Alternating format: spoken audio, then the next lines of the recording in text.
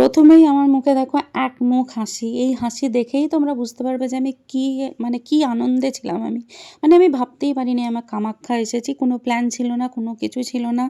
একদম ঠাকুর ডেকেছে, মা ডেকেছে তাই জন্যই এসছে। মায়ের বুলাওয়ায় এসছে। তাছাড়া কোনোদিনই পসিবল না। যেটা মাথায় পর্যন্ত ছিল না সেখানে আমি পৌঁছে গেছি।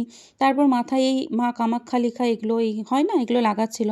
তো আমার তো মাথার সাইজ এই দেখো খুব ছোট, আমার মাথায় হচ্ছিল না। একটা রাবার দেওয়া লাগানো হয়েছে মাথায়।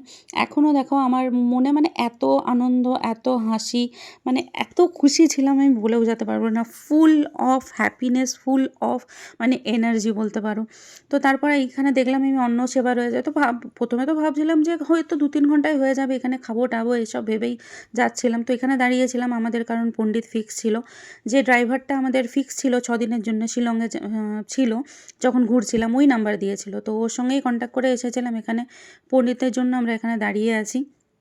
এই দেখো, এখন তো প্রচুর এনার্জি বলেছে, কারণ বলেছে 2-3 ঘন্টা। এখন তো আর জানি না যে আমাদের 8 ঘন্টার মোটামুটি এখন স্ট্রাগল করতে হবে। বাট এটুকু বলবো, টাকা পয়সা দিয়ে কিছু হবে না, ঠিক আছে? যখন তোমার মায়ের দর্শন যদি তোমাকে করতে হয়, একটু কষ্ট তো করতেই হবে। এই দেখো লাইন, দেখো লাইন দেখানো যাচ্ছে না, এটা নাকি ভিআইপি লাইন।